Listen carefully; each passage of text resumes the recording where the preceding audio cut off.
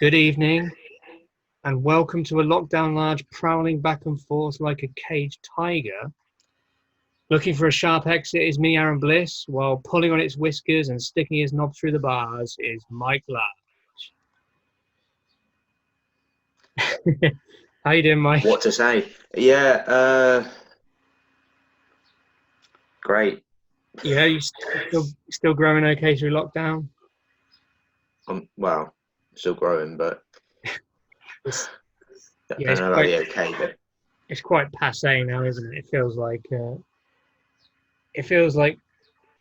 an unwelcome visitor that's staying too long.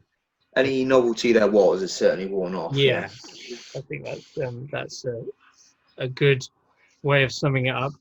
So we are still in a form of lockdown. We've had silly little easings of it that don't really make a lot of sense, other than we need to get the economy going again. But I thought tonight, Mike, the theme would be a discussion on habits of this new world, lockdown habits, both of people and the wider world, that we think are maybe an improvement, because there have been positives out of the obvious negatives of lockdown, and I thought we could discuss some of those, and also, like, how much hope is there to take forward some of these positives. No, no hope. No hope. There is no hope. Okay, right. We'll see you next week. So okay, so to let you know what I'm thinking, Mike. Go on, indulge me, Well, enlighten me. first of all, this new world has been, let's say, this has been a boon for some introverts, for instance, because it's actually legally enforced now that people keep their fucking distance, keep their hands to themselves, and keep their spit to themselves. Which I don't know if you understand how people normally are. That's a definite improvement for a lot of people, particularly the staying out of your grill kind of thing.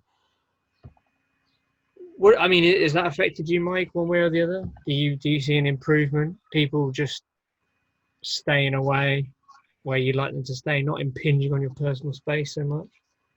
Uh, Bit of a mixed bag, that one for me, because whilst I'm not exactly an introvert, No. I do hate people. So, uh, swings and roundabouts for me. Yeah, that's the difference between you and a proper introvert. Because believe it or not, proper introverts love people. They're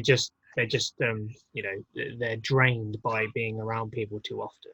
I don't mind people draining me. Yeah, you're good at draining yourself, Mike, particularly other people's patience. Years of practice. Yeah. Sorry, carry on. What were you saying?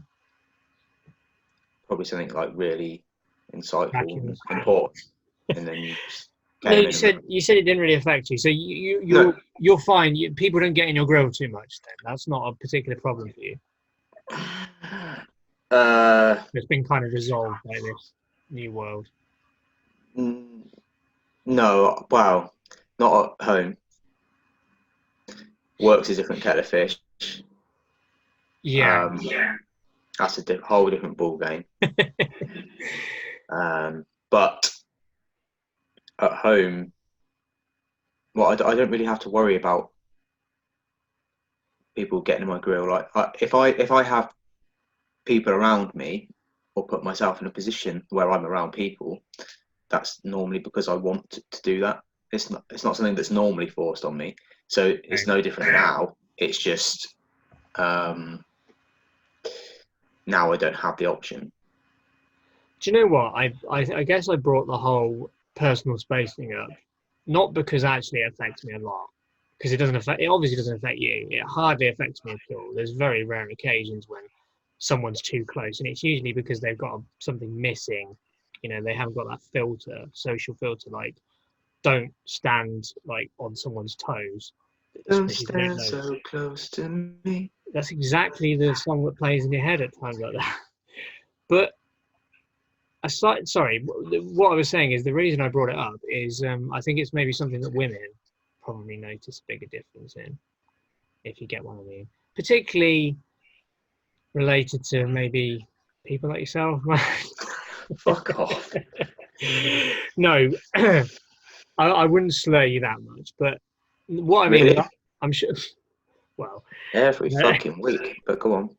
mean, how long? Again, how long have you been doing this? Mm. No, I'm sure that I've heard, and I've heard directly, and I don't need to imagine that hard. That I'm sure some women have probably had things more pleasant over the last few weeks, in the sense that strangers can't necessarily get right up in their face, uh, pretend that they need to brush past them, touch them inappropriately. Maybe. What? What are you covering What? your face for? What do you look? What kind of? I just don't get. What do you think that happens? Like, It literally I'm happens not all saying it doesn't the time. happen. I'm not saying it doesn't happen. Do you think like the majority of women are walking around thinking, "Thank God I'm not getting groped anymore"?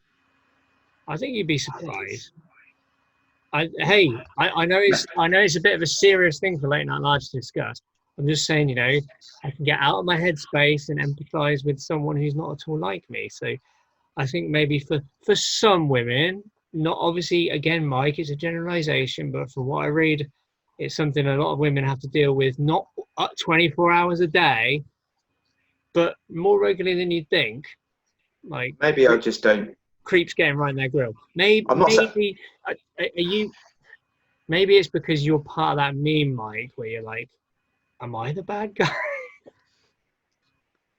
No, I'm not saying it's not an issue. I'm just like, Hmm? I think I don't see it Careful how being you like the choose your first words thing that there, comes to Mike. anyone's head. I don't think there are very few women probably that think of that like the Is first this thing that going to comes to come their back head. to haunt you, Mike? Is this going to come back No, to haunt your choice when, of words? when there is no, look, maybe I wouldn't know. When I dish out that kind of attention, obviously it's well received. So perhaps this is coming from a more personal place for yourself. I don't know. Oh, Podcast aspersions. it's a good comeback. I'll give you that, Mike. Let's move on from that then. So, no, I thought I'd throw that in, but do you know what I think is a really, really positive thing for males and females about this Go on. situation that has changed? I know there's a tiny minority of people who are, let's say, the kind of dregs of society, the kind of smeared dog shit on the pavement of the human race, as we saw from some of the protests at the weekend. There are always those people, but in terms of generalization, one thing I think that has been an immense positive is getting people to be far more aware of their personal hygiene. Would you agree with this, Mike? Yeah, actually, I can't really argue with you on this one. There are some people, and we all know a few of them, probably on average, that really, prior to the world going crazy, really you'd have loved an excuse to kind of advise them to be more aware of their personal hygiene, if being polite about it. Get And right this, into yeah, the grill. this certainly has kind of brought the whole kind of topic to the forefront, isn't it? Wash every now and again. Wash your hands. Particularly your hands, because your hands are Yeah, touching all kinds of things all day. yeah. And so on that subject, Mike, if we, the fact that we don't, you don't have to make it a personal issue to get right in someone's grill and say, fucking clean up your act, you're a filthy cunt. The fact that the government does that now, and Public Health England is doing that, does tend to make things a lot easier, because as we know, a lot of people, let's say the kind of people who we're thinking of, the kind of stinky, like people you wouldn't want to share an enclosed space with. These kind of people, so, I mean, some of them legitimately have mental problems. I agree with that. But we're talking about regular people who have quite high self-esteem, say. and they don't get it. They don't understand that people are uncomfortable with how little they seem to care about how clean or they are or how they stink or this kind of thing. And to be in a situation where it's a cultural thing that they're constantly being reminded, wash your hands, use soap, 20 seconds, multiple times a day. Every time you've been somewhere with a surface that you don't know is clean, you wash your hands again. Now, I'm going to ask you in a second, Mike, and I don't expect you to incriminate anyone because I'm not going to incriminate anyone. But again, I know at least one person that I have witnessed who works in a hospitality environment serving food, and I followed them into the toilet one time, wandered out without washing their hands. So again, I'm not going to name them or the establishment. Hopefully, in the unlikely event that they watch this show, maybe they'll have a think and think, oh, somebody noticed, maybe I should, deal with that and think, if I'm serving food, I should be washing my hands all the time, particularly when I'm having a piss. Okay. Couple of bits. I don't think this person, even if they were watching, would necessarily pick up on them that it was them. Was it recently? Not really. No. So they're probably not going to get it. No. And also, I feel like this is something you kind of just glossed over quite quickly.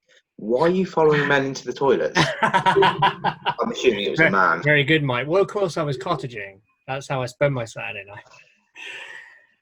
Mike, So no judgment here.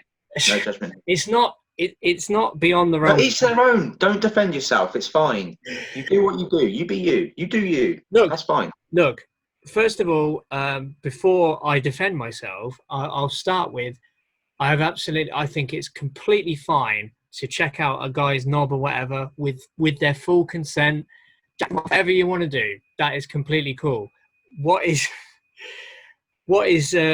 completely relevant to the subject is it's not a responsibility that I didn't follow them into the toilet. They happened to be in the toilet that I wandered into to make use of the facilities, and as I was doing my business, they wandered behind me and out of the toilet. This is how I recognized them. I wasn't surveilling them, Mike, as you're seeming to imply. Look, whatever. It's your business, man. Do what you do. What's the late night large motto, Mike? Don't be an arsehole. Right, so I think we can agree that that's a universal positive if we have a cultural shift where, and we're talking particularly men, that it does affect women too, but particularly men, and particularly when they're drunk, wash your fucking hands if you're handling your tackle. Do you know what I heard the other day when I was on the internet? I was just like on YouTube, and I watched a video, and it, when like a revelatory insight comes up, and you're just like, I'd never considered that before, and it like sticks in your head, and you can't stop thinking about it. So I was watching I'll promote the channel if you like. It's a channel called Sexplanations, which is like this really joyful little education channel. It's very good. Right. And she talked about, it wasn't about like how filthy your hands are because you've handled your penis. It was how filthy your penis is because your hands have been on it. Yeah. So it reversed it. So what it said was, it wasn't like, oh, the penis is a horrible, dirty thing. It was that you've spent your whole day touching door handles, door frames, desks, things that potentially thousands of other people have infected with bacteria. And then when you go to the toilet, what do? You don't wash your hands. You take that filth that's already on your fingers and you're putting it onto your penis. So the argument was, it wasn't so much wash your hands. It was more like, if you want to be like good to your lover, is probably give your penis a wash as well, because of all the things that you've kind of transferred onto it. I thought I'd share that anyway, Mike, because it's a nice mental thought, isn't it? Yeah. So, moving on, while Mike has that image in his head. So, some of the other positive things, Mike, that have come out of this. One of the most obvious, I'm going to throw at you, cleaner air. Do you feel that? Yeah. See, that's an obvious plus, not just locally. That's a worldwide thing. That's That's a huge benefit. One that unfortunately though is not going to But this is, last. I mean, this is what we're saying though, isn't it, Mike? If there was if there's a if we collective could, demand, go on, say it again. I just if we could choose something or an effect or that lockdown has had on a global scale or any type of scale really, then yeah, you would probably pick to keep all the positive impact that that it's had on the environment. It's not going to happen though. Why do you say that? Because Other than being cynical or realistic. No, Mike. What I mean is, Factories reopen, the cars will come back out. That the world will go back eventually to why something like what it was. What do you mean why? No, I'm genuinely asking you why. Because you don't get the same reason it went that way in the first place. No, but Mike, what I'm trying to do is get you to justify, because No, I'm not justifying it. I don't want it to. I'm saying I know you're not, but what you're doing is you're fobbing something off by saying, well, that's the way it's always been. And that's not an explanation. Like, I'm trying to gauge like why you think that it has to be that way. I don't. I'm not saying there isn't some sort of like alternative to everything. I don't think it has to be that way. I'm saying I think it will be that way. Is there an alternative to cars that emit, so much shit? Yes. Will people stop using them? No. So until they're forced to, or something else changed, or it becomes beneficial financially for governments to start enforcing it. Until then, it will just go back to how it was. You're getting there. You're getting there with what I was trying to get you to explain. Yeah, so what I understand what you're saying. So yeah, there's a lot of things riding on the system just returning to how it was. But my argument is like this pandemic is a paradigm shift. Look at the economic damage and all the companies that will probably go under as a result of this pandemic. So my argument is, why not let the companies that are most responsible for this poor air quality and whatever else go under? Replace them with something better.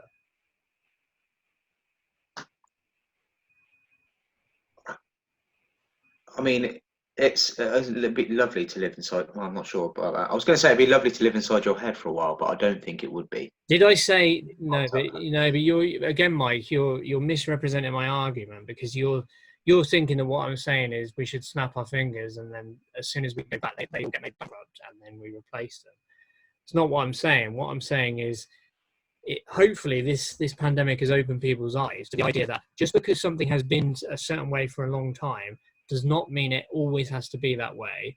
There's always an alternative, and the reason we don't implement the alternative, and I know what you're going to say. Oh, well, yeah, I know they're bad companies or whatever, but it's so complex and it's so difficult. But Brexit is so difficult, but that's happening.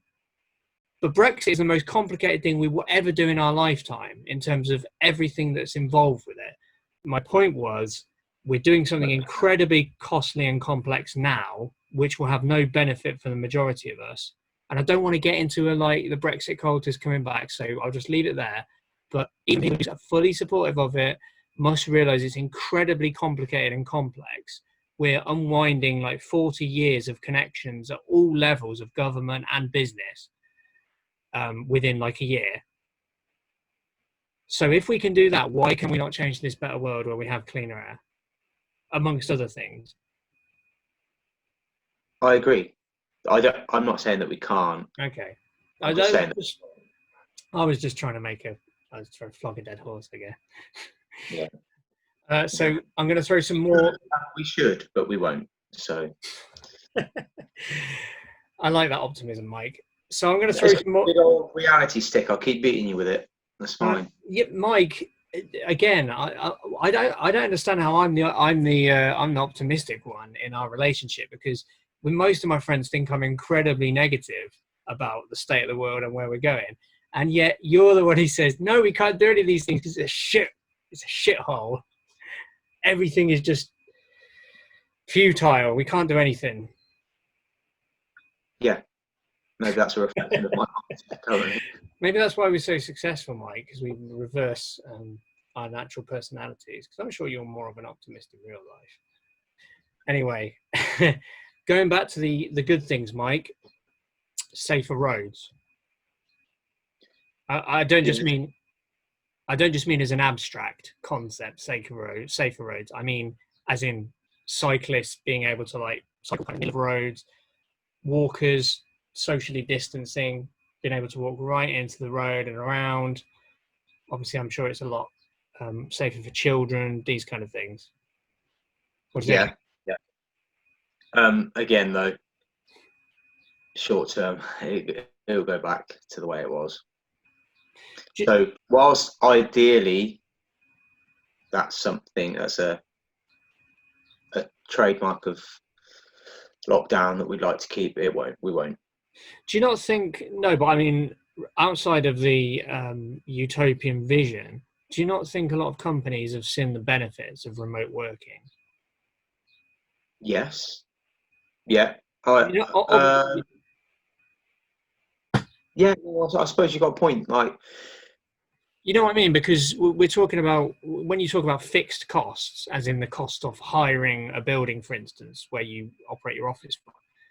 Now, surely they can look at this and think, well, hold on, we could just as easily do business remotely and then hire a meeting room once a week or once a month, and that would be cheaper than our rent. Do you think enough companies will potentially think that way? I think enough companies will look at it. Yeah, because if it can save them money, of course they will. Well, that's the bottom line, isn't it? They'd be silly not to entertain the idea. Like you say, a lot of companies now have had their hand forced, and they've had to.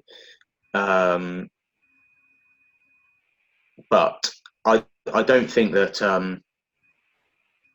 I do think it will go back to largely how it was. See what you did there. No, I do. I think that certainly some companies, if they see a financial benefit, and it's plausible, because obviously everyone's slightly different. There are obviously benefits to having everyone in one place. Such as? What do you mean, such as? No, I'm genuinely like, such as what? What, just camaraderie? What are the benefits of having people on in the same building? It's much easier to manage people in one place. And it's generally been understood that the reason that widespread remote working has not been allowed is because the bosses don't trust the staff.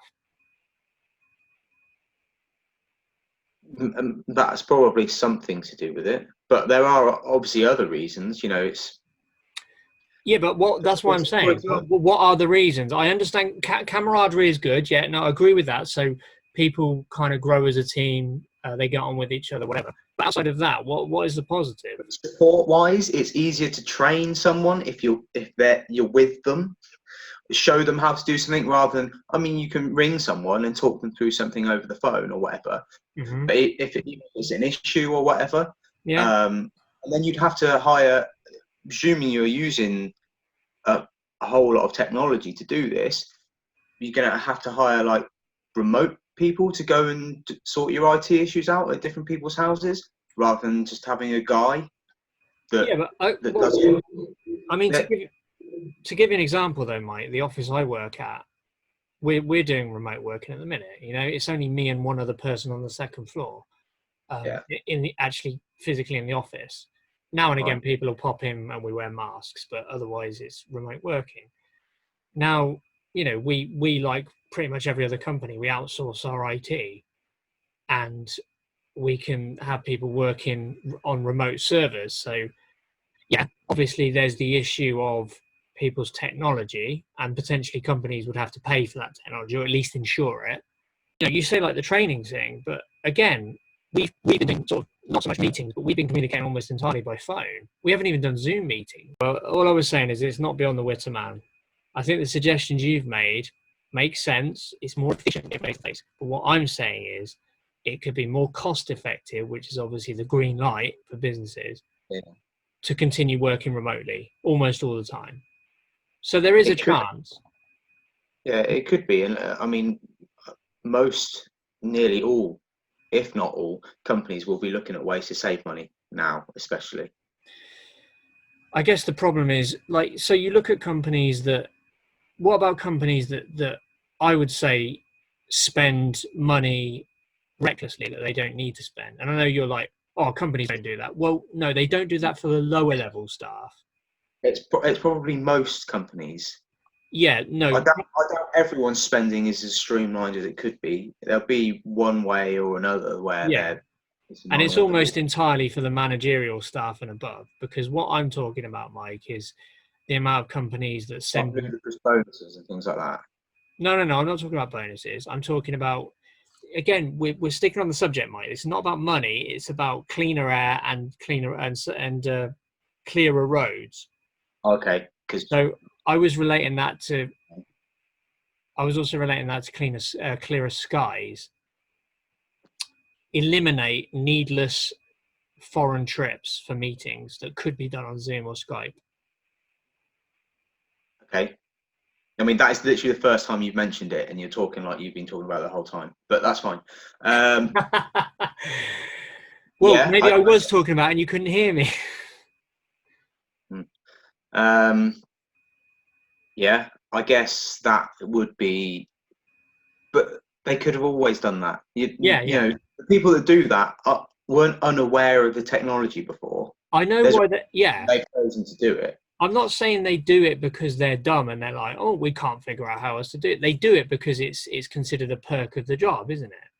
A perk of the job is you get to travel to Hong Kong But or depending on what you're doing as well, it is beneficial to actually go and be with that person. You can actually be able to eyeball someone, and not. I don't mean like look at them over a computer. Actually, be in a room with someone. You have to. Surely, you get that there's a benefit to that. I'm not saying it's always worth the money and the. no, okay, but I go back to my other point, Mike. I understand the point you're making. There is a benefit to it. What I'm saying is the benefit worth it? Not just for the cost of the company. I'm talking about polluting the pollution of the air industry, the Well, travel. they obviously always think it has been worth it, don't they? Well, yeah, because they don't have to So, pay for the pollution they cause. assuming they can afford to do so after lockdown, I don't see any reason why they wouldn't continue. Okay, fair enough. So Okay, yeah. again, would it be preferable that they didn't pollute the air so much and even save themselves some money? Maybe, yeah. But again, again, like if they're in a position where they can continue to do these things, they will.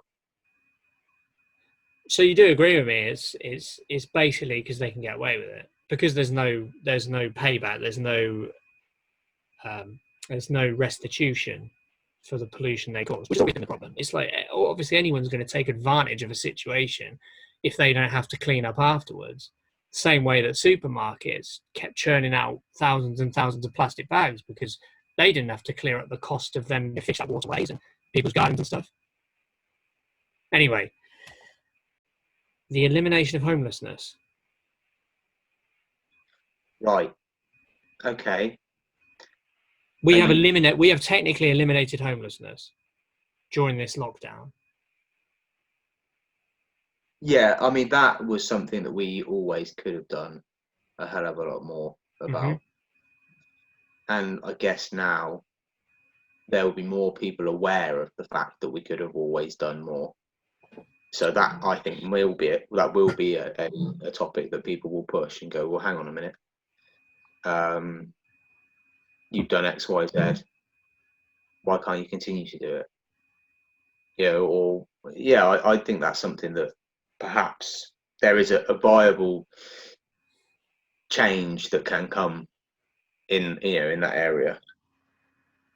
The things we've done are sustainable, and people would choose to continue to do them, if viable. So yeah, that's a good one. That is something that really, and like you say, everyone would be, supportive of that. Everyone would be See, behind. See, I can already hear the arguments against it. So I was just going to try and diffuse the arguments as well, just so hopefully all the people listening are generally on the same page. So the immediate argument that comes back when you say that we've been housing people who are on the street all this lockdown, why can't we continue afterwards? And their immediate argument will be, we can't afford to pay for all these people to have free housing. To which you then respond that many, many studies have proven that it is a lot cheaper to give free housing to the homeless, including the counselling that they might need to help get them off drugs and whatever other problems they have. So factor all that into it. It's almost always cheaper to do that than it is to deal with all the problems that are caused by them being on the street in terms of criminal damage, having to send out people to look after them, the NHS bill, all the associated issues, more costly than just putting them up in houses for free. And it wouldn't be a long-term thing. You'd have a project, wouldn't you? You'd put them in housing for free, and then you'd give them a program, with a counsellor or something, and then you'd see how they're going along. And then when you get them clean enough, or you get their mental health in better state, you say to them, right, here's your challenge. We need you to get to this stage. We need you to get to a stage of steady employment. And, then because, we'll require you then to contribute towards your rent, to give them a sense of pride that they're paying for the place they live in. Yeah, I was saying, yeah, no brainer. I agree. Okay, and one of the last ones I'll throw at you, Mike, in case you've got any ideas: smaller class sizes in schools. Now, this is something that I don't know about you, but is the Mumsnet crowd and most people in the country agree that smaller class sizes is a good thing. So why do they continually keep getting bigger? Why do you think they continue? I know why they keep getting bigger. Obviously, I'm asking you why they keep getting bigger. What is this? What, are you quizzing me? What? What? I'm interested. Obviously, smaller. Again, obviously, smaller class sizes are preferable. You'd have to be an idiot to think otherwise. But again, it won't happen. Schools won't just grow overnight. No wonder you don't like them. That's not how. It's not. Could we start working towards a system whereby class sizes are smaller? Because our eyes have been, we've been woken up to this thing that apparently people wouldn't have known about before, because they would have. But maybe that's something we can look to do. But I mean, as soon as it can, it's going to be all the fucking kids back in school, class sizes full to the brim again, and that ain't going to change. So my question to you is, it can't change. Go on. Well, no, my question to you is, if we all agree that smaller class sizes are a thing, and the fact that we can't physically have smaller class sizes at the moment is the reason that no one is able to go back to school. Sorry, most of the kids are not able to go back to school until maybe the end of the summer. Some people are even suggesting the end of the year. Yeah.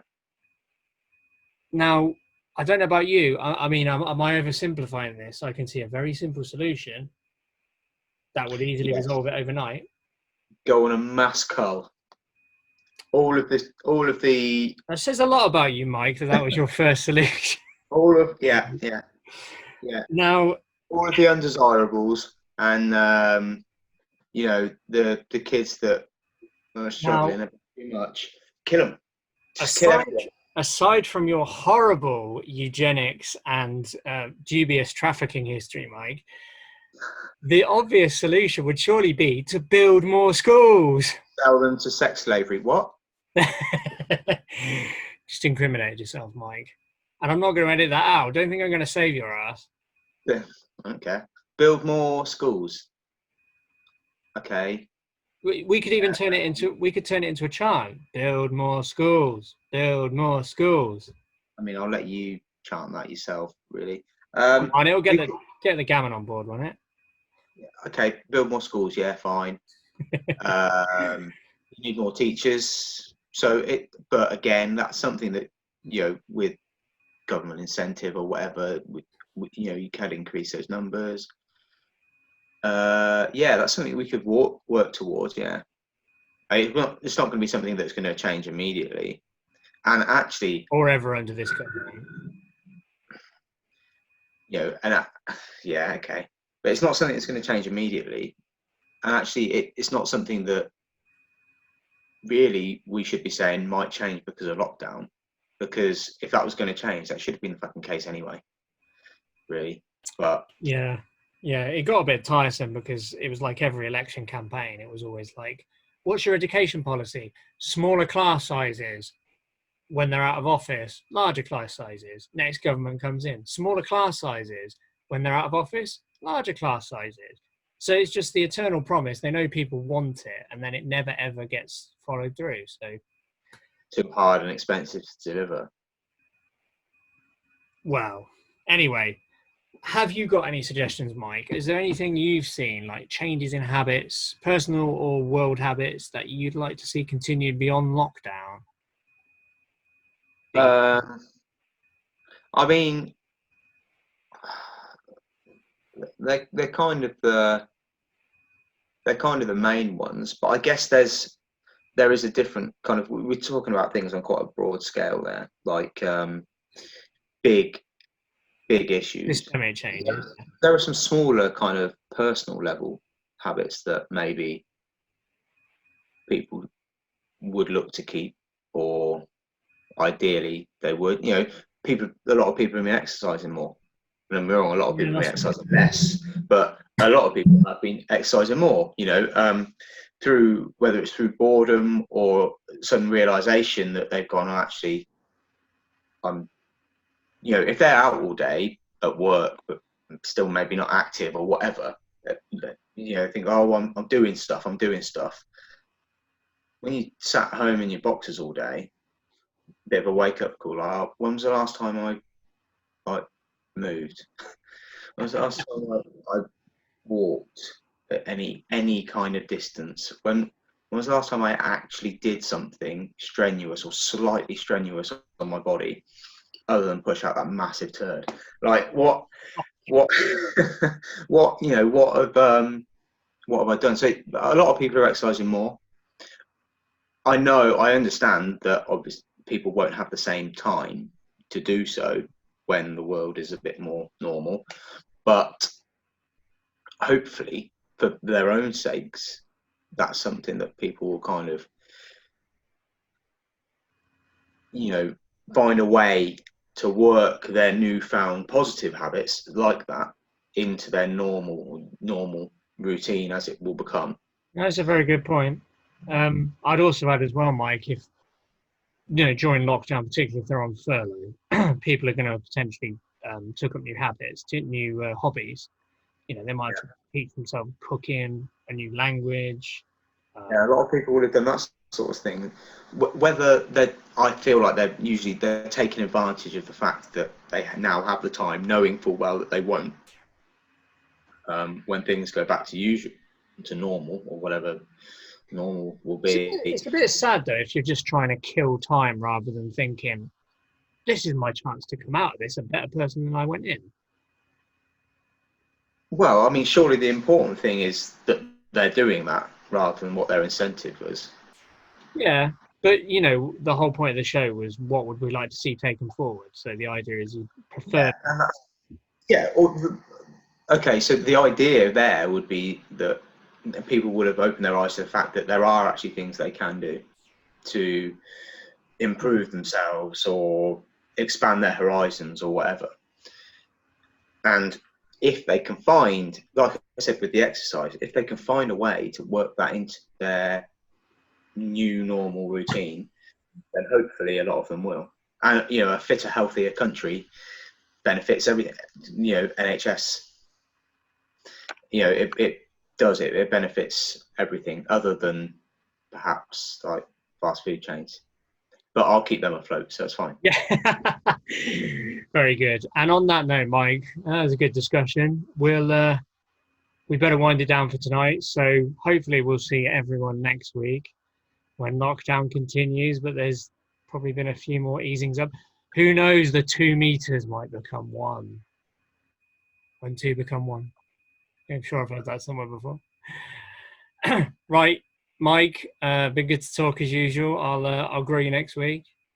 Pleasure, always a pleasure. Never a chore. Right, okay. Night, everyone.